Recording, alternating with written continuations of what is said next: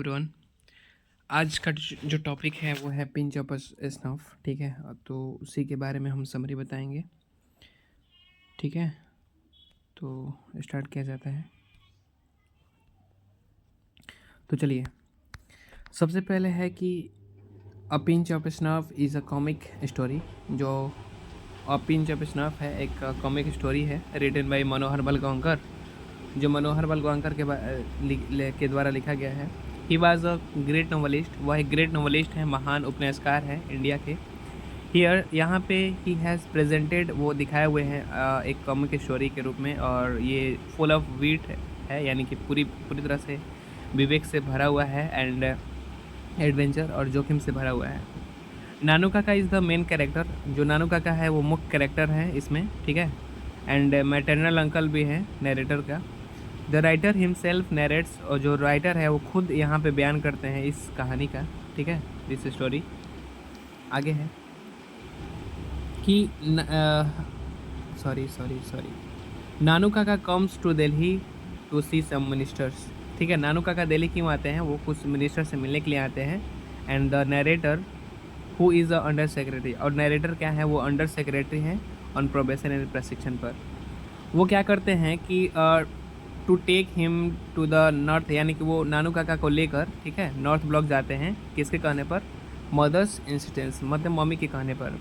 But लेकिन नानू काकाज expense, लेकिन नानू काका का जो वहाँ पर तजर्बा रहता है बहुत ज़्यादा कड़वा रहता है, बिटर मिस होता है, कड़वा। ठीक है, आगे आगे है कि बाद में ही गोज़ टू मीट सोहनलाल, बाद में वो सोहनलाल से मिलने जाते हैं। ठीक है, सोहनलाल कौन है भाई? तो who is a party boss, जो पार्टी बॉस रहते हैं। And successfully impresses him by his words and wits, showing that he knows the ambassador Barkat Ali very well. अब देखिए, यहाँ पे वो जाते हैं तो पूरी सफलतापूर्वक से उनको इम्प्रेस कर देते हैं। ठीक है, अपने शब्दों से और अपने विवेक से। क्या दिखाकर? ये दिखा के कि ही नोज़, वह जानते हैं, the ambassador Barkat Ali very well. ठीक है, वो ये दिखाते हुए कि हम जो है ना भैया, आप बरकत अली को बहुत अच्छे से जानते हैं, बहुत अच्छे से जानते हैं, लेकिन एक्चुअली में वो जानते नहीं थे। ठीक है, लेकिन अपने विवेक से, अपने वर्ड के माध्यम से झूठ झूठ बोल बोल के वो बरकत अली को ऐसे मतलब कि वहाँ पे प्रस्तुत करते हैं जैसे कि वो जानते हैं। फिर during talk with Sohan Lal, ठीक है, बात करने की जब स्टार्टिंग किए थे, ठीक है, के दौरान ही came to know about welfare minister, यानी कि जब वो सोहन लाल से बात कर रहे थे ना, तो उसी दौरान वो वेलफेयर मिनिस्टर को जाने कि कोई वेलफेयर मिनिस्टर है, और ये भी जाने, ठीक है, he knew that Sohan Lal wanted his son, ठीक है, to get married with welfare minister's daughter. और ये भी जाना कि सोहन लाल जो हैं वो चाहते थे अपने बेटे को शादी करवाना। केकरा से भाई? तो वेलफेयर मिनिस्टर के बेटी से। बट मिनिस्टर रिफ्यूजेज, लेकिन जो मिनिस्टर है वो मना कर दिए थे। अब आगे देखिए क्या हुआ कि ऑन द अदर हैंड, और दूसरे तरफ क्या हुआ था कि द वेलफेयर मिनिस्टर फिक्स्ड, और जो वेलफेयर मिनिस्टर है वो फिक्स कर दिए थे अपने बेटी का शादी किससे? टू द प्रिंस ऑफ निनौर, निनौर के कोई राजकुमार था, वहाँ पे अपने बेटी का शादी फिक्स कर दिए थे। अब क्या होता है? तो अब नानू काका वेन टू मीट, यानी ये सारा बात जान गए वेलफेयर मिनिस्टर के बारे में, क्या क्या उनका क्या कमजोरी था, वो कमजोरी जान गए। अब जो है नानू काका जाते हैं उनसे मिलने के लिए, यानी वेलफेयर मिनिस्टर से मिलने के लिए, in the guys of hereditary astrologer, यानी इसका मतलब होता है कि पुश्तैनी ज्योतिषी बन के जाते हैं। ठीक है, निनौर के महाराज की तरफ से, निनौर के महाराज की तरफ से पुश्तैनी ज्योतिषी बन के जाते हैं।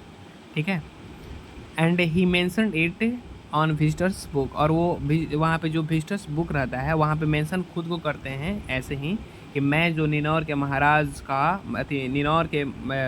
का, ठीक है, महाराज का पुश्तैनी ज्योतिषी हूँ, वो खुद को ऐसे रिप्रेजेंट किए वहाँ पे। अब भाई क्या हुआ?